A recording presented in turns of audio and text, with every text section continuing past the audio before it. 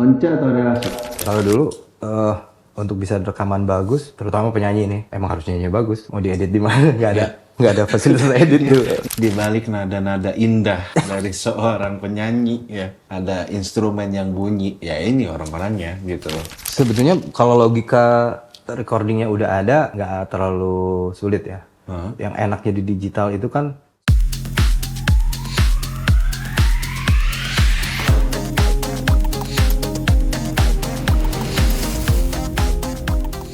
Ya, halo, ketemu lagi sama gue Rio Adiwardana di PR Banget, podcast Rio Banget yang selalu didukung penuh oleh manajemen gue yaitu Cat & Klo. Kali ini kita kedatangan bintang tamu atau ya, senior gue kali ya. ketahuan. Tapi beda sejam doang sih sebenarnya. Iya kan? Masa itu ya. Oke, siapa dia? Siapa dia adalah Bang Wawan. Tepuk tangannya dulu dong. Aduh. Grogi ya. Ditanyain jagoan. Ini senior saya ini. Aduh, nggak seberapa senior sih. Iya. Sebelum saya gonjreng-gonjreng, kita gonjreng-gonjreng duluan. Kebetulan. Curang sih, lahirnya nyolong stan. Coba salahkan siapa tuh? Aduh, gimana? Bang, sehat ya? Alhamdulillah sehat. Ya, maksudnya lagi sibuk-sibuk apa nih sekarang nih? Sekarang sedang banyak bantu produksi. Ada band baru, ada penyanyi baru, ada artis baru lah. Gitu. Oh gitu ya? Ada beberapa penyanyi lama, musisi lama. Musisi lama? Oke. Nah, masih suka begadang? Begadang itu sebenarnya jarang, kecuali kalau main ke sini. Oh gitu ya? Gitu. Oh iya. Karena ada ruang jebakan di Ruang jebakan. Sekarang berarti udah jarang begadang ya? Nggak terlalu sering. Nggak terlalu sering ya? Nggak terlalu sering tidur cepat, jadi sering begadang. Oke. Nah, mau nanya nih, Bang. Awal pertama kali berkarir di dunia musik itu lebih kepada sebagai gitaris atau apa dulu nih? Dan sampai sekarang kan udah menjadi produser juga, songwriter juga gitu. Alhamdulillah. Terus sesionis juga pernah gitu ya. Gitaris jangan ditanya lagi kalau main gitar mah gitu ya. Pas-pasan.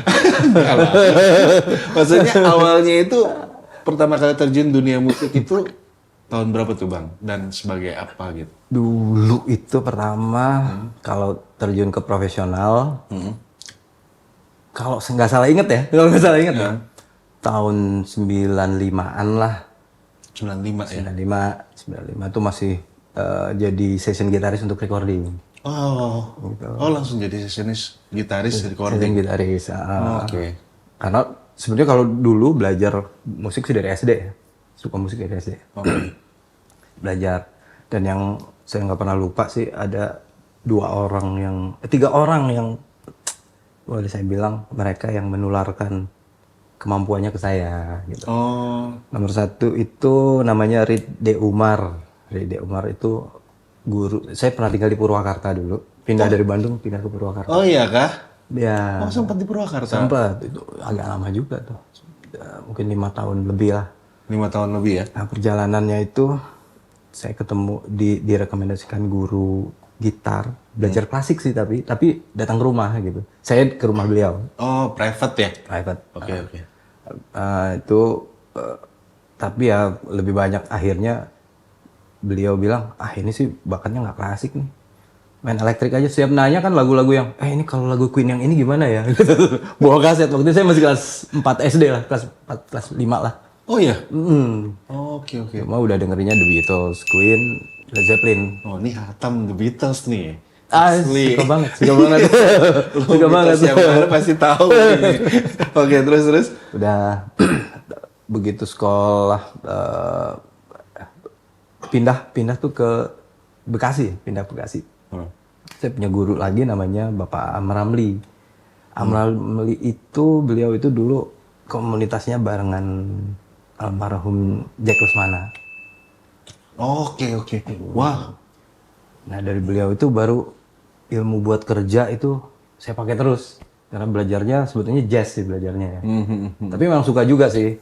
Kalau kalau buat di pergaulan emang ngomonginnya ya lagu-lagu yang ada di pergaulan. Tapi kalau sama beliau tuh yang ngomongin teori musik gitu. Ya, ya, ya. Ya ya ya. Berarti tahun 95 langsung jadi sessionis recording. Ya. Gitaris gitu ya. Oke, oke. Nah, terus sempat main cafe to cafe nggak sih? Sempat. Sempat juga ya? Reguleran sempat juga ya? Dulu kan kalau misalnya jadi session recording, session gitaris, kan nggak sering juga. Oh, Nah, oke, waktu itu pilihannya juga emang buat dapat pemasukan ya main di kafe lah oke. sama teman-teman gitu. Nah, abis dari situ, terus jadi sessionis playernya para solois. Iya, 96 akhir tuh baru dapat kesempatan. Siapa aja bang, kalau boleh tahu? 96 akhir itu saya Rio belum ada tuh Rio. Rio Adi Wardana ya. Itu sebenarnya saya pengen tuh. Cuma baru ada di list gitu. Ternyata calon bintang ini. Amin. Amin, amin. Siapa aja bang? Waktu itu pertama kali saya beruntung Katon Bagaskara itu buka audisi untuk bandnya untuk karir solonya beliau gitu. Oh, yang Katon Bagaskara solo gitu ya? Oke, oke. Tahun 96. Album yang lagi dipromoin itu ya Dinda di mana tuh album pertamanya beliau. Oh, oke, oke, oke. Iya, iya. Alhamdulillah saya direkomendasikan kakak sih, kakak kan main bass juga gitu. Direkomendasiin lu aja deh gitu. Beliau juga kakak saya juga main bass juga gitu. Jadi di situ ya udah jalan gitu. Jalan 2 tahun. Tahun 98 kan ada kerusuhan tuh. Oh iya. Kerusuhan. Nah, sempat stop dulu. Ini yang ngambil TV tuh. Oke. Dapat yang di mana? Di mana? Kulkas. Oke, terus? 99 akhirnya sempat bantuin Kla sih. Karena waktu itu Mas Rilo keluar dari Kla. Oh iya, iya, betul, betul. Ada fase itu ya. Oke, oke. Itu sebelum New Kla tuh. Jadi Sebelum Nukla ya? sempat bantuin Kla, tapi sebentar banget sih kalau Kla. Paling ya 1 tahun itu. Oh, 1 tahun lama lah bang. Tapi kan jedanya banyak. Oh iya, iya. Oke, oke.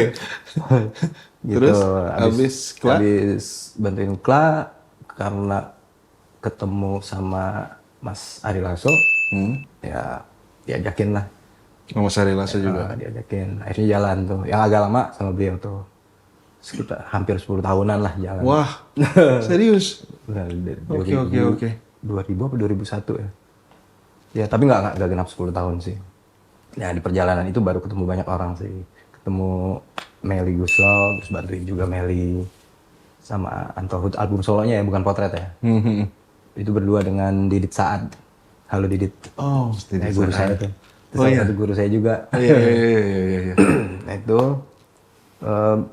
di perjalanannya lagi bantuin banyak sih. Ada Aryo Wahab juga pernah satu ya bikin band untuk solonya dia gitu. Aryo Wahab. Aryo Wahab. Oke, oke, oke. Terus vokalisnya Protonema bikin solo Ian Protonema dia pernah. Mas Ian? Ya. Kenal juga?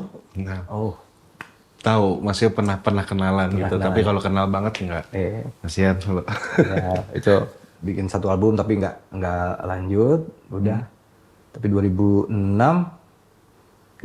diambil Once. Oh iya. Diambil Once. Oke, oke, Pas aja bikin solo yang album pertama.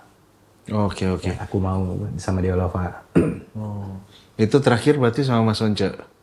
2007 karena kita satu label dikasih kerjaan lagi sama Aquarius untuk pegang BCL sih sebenarnya. Oh, satu alma mater ya? Sama sound engineer saya. Oh, iya. Dulu. Mas Tommy? Oh iya, betul. Oh berarti dari Mas Ari Lasso ke BCL. Once dulu. Once dari Bang Once Baru BCL. BCL. BCL habis itu?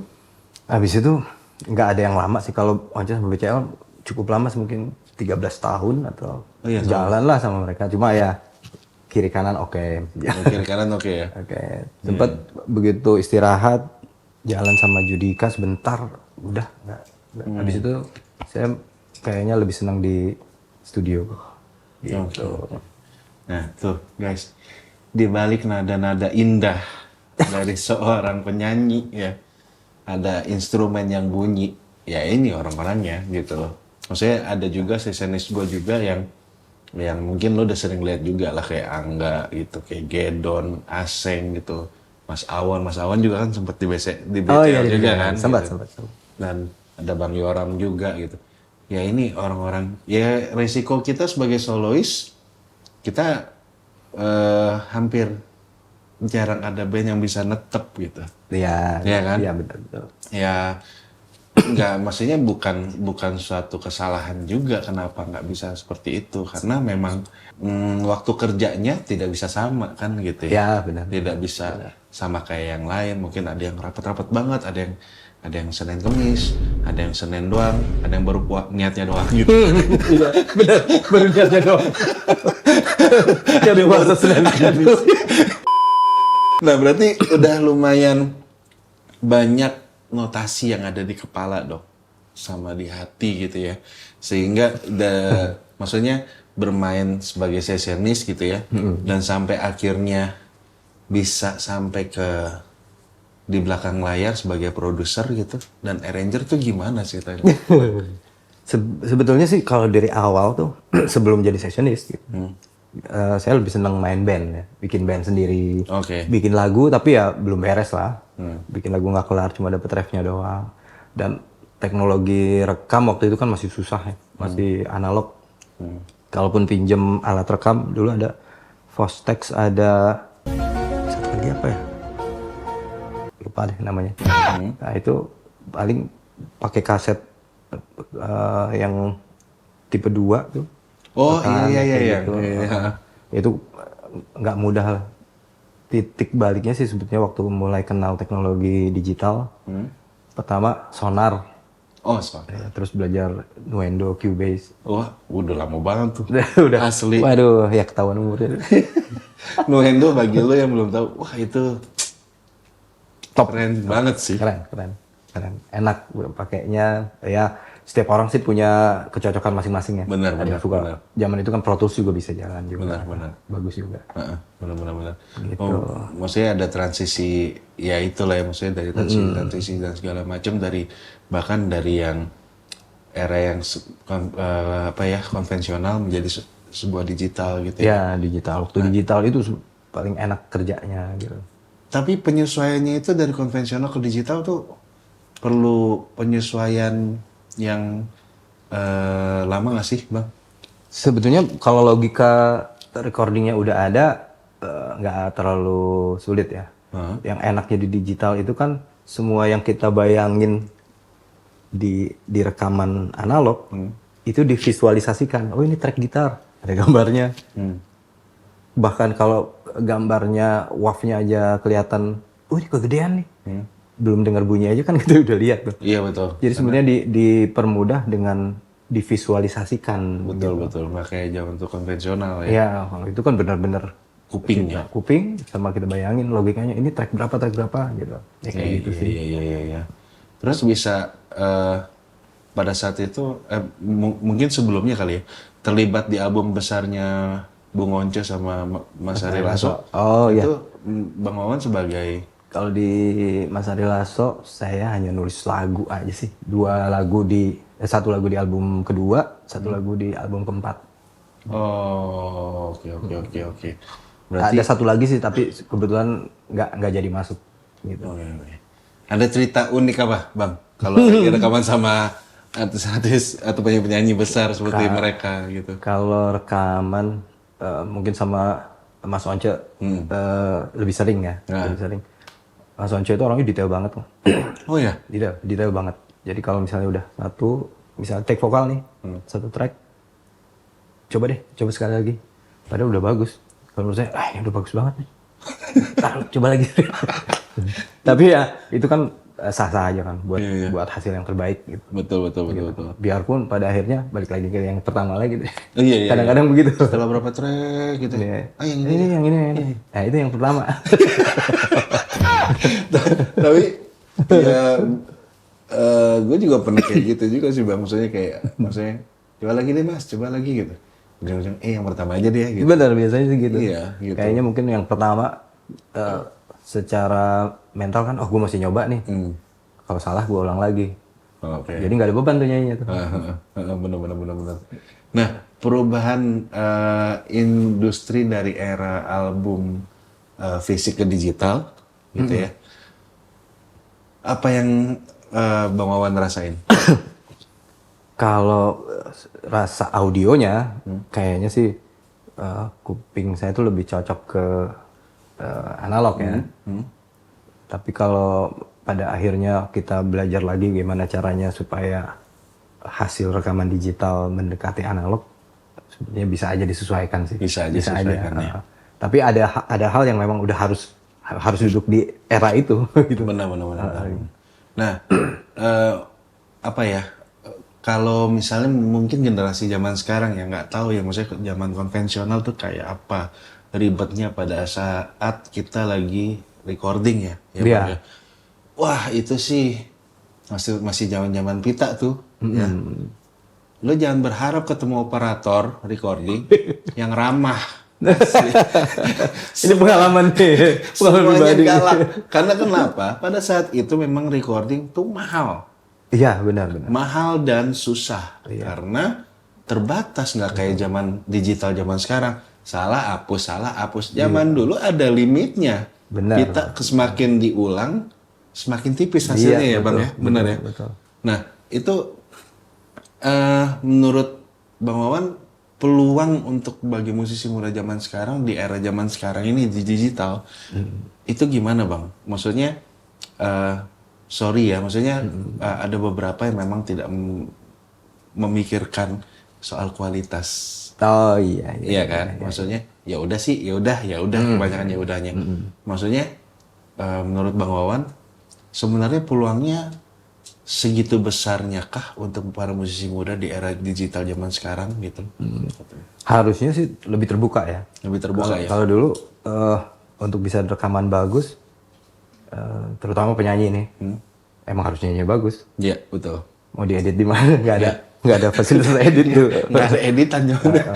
Jadi emang kalau ada penyanyi bagus zaman dulu, emang beneran bagus. Gitu. Iya. Sekarang sih mungkin juga tetap begitu, tapi ada beberapa yang memang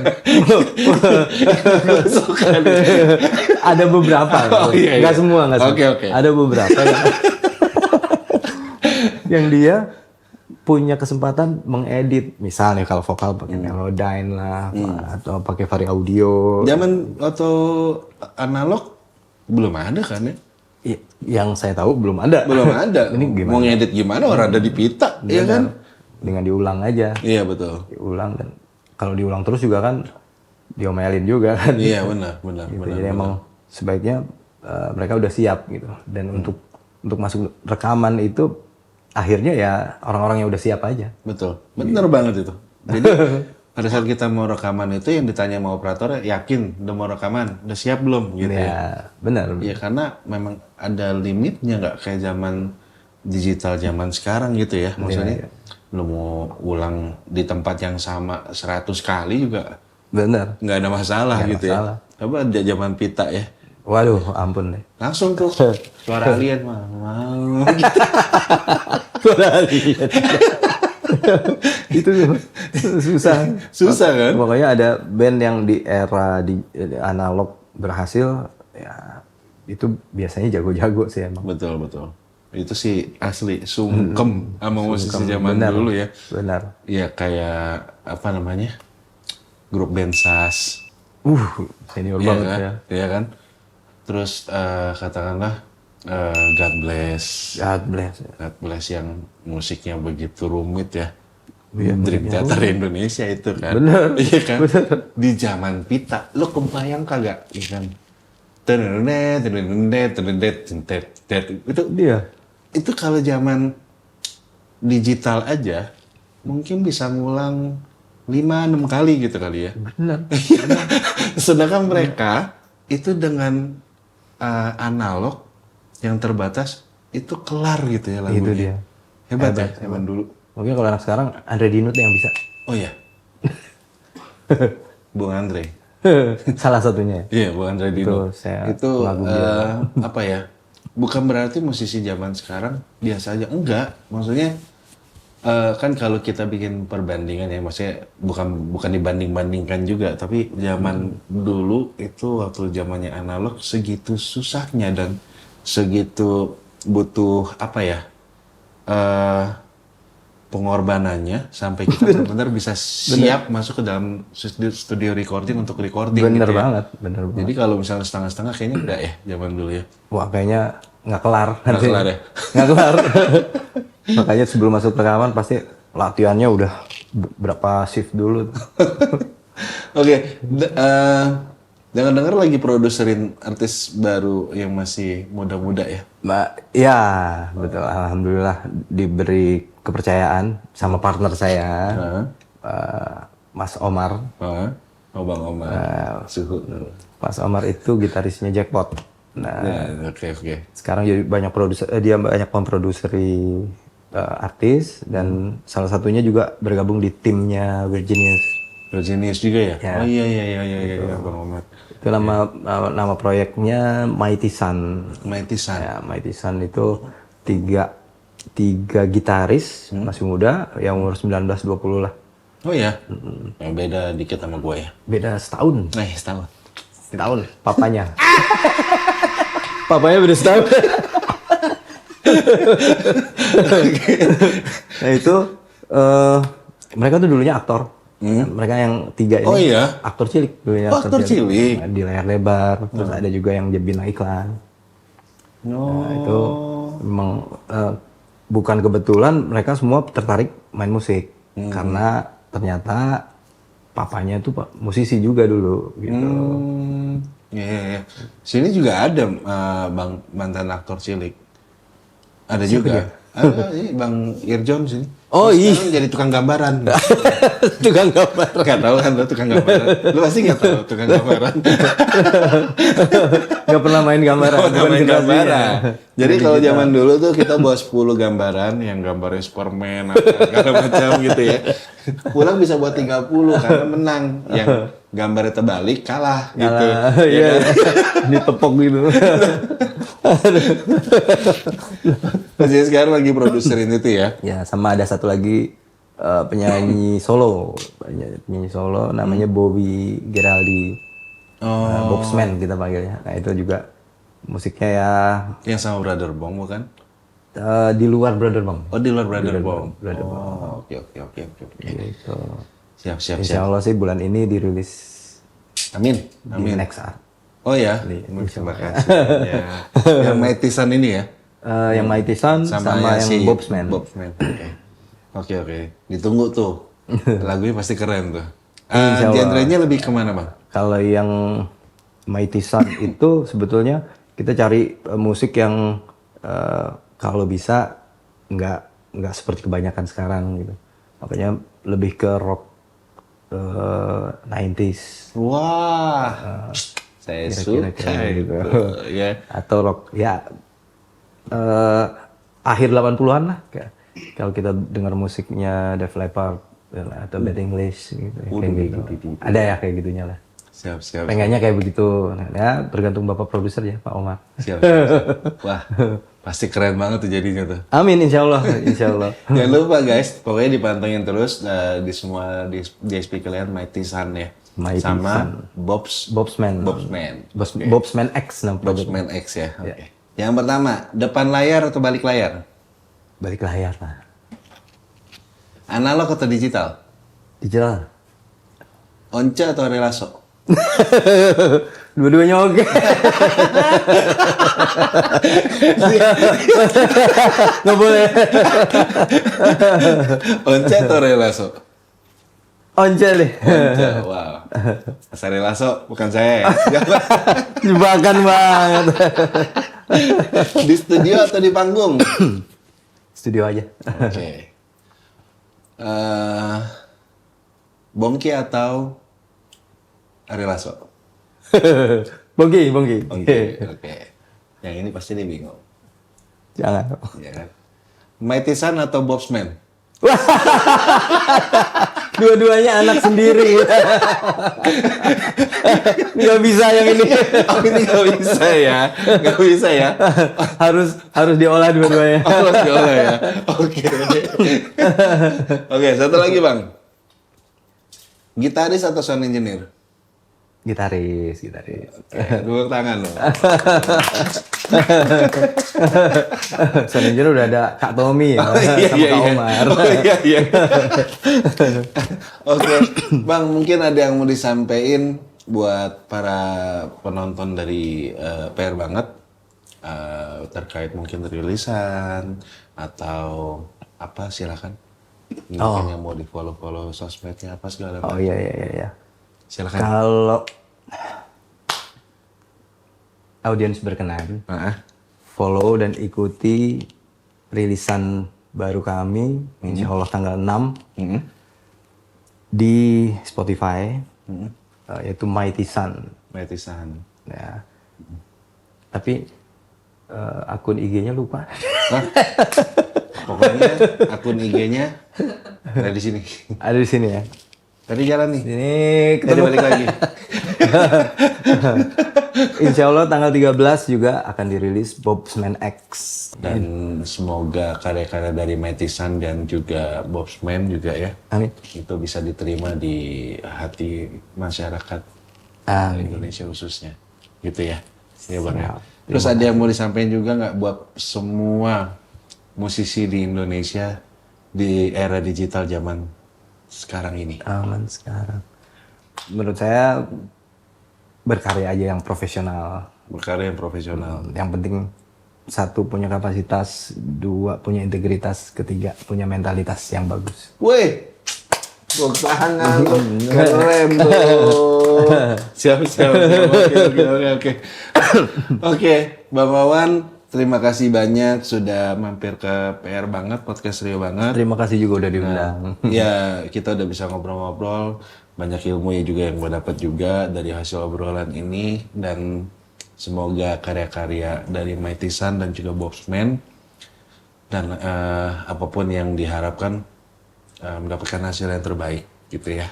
Apapun itu hasilnya nanti. Amin. Dan sehat-sehat selalu buat Bang Wawan. Terima kasih. Dan pokoknya buat lo semua tetap berpikiran positif, yang negatif buang jauh-jauh, karena yang negatif bisa merusak hati dan pikiran kalian. Dan selalu gue omongin setiap kali di podcast gue, terus aja berkarya, urusan hasil bukan urusan lo, karena tugasnya cuma berkarya. Di dunia ini tugas kita hanya berkarya, hasil akhirnya kita serahkan saja kepada Tuhan Yang Maha Esa. Oke, gue pamit. Thank you so much semuanya. Assalamualaikum warahmatullahi wabarakatuh. Waalaikumsalam. Wah.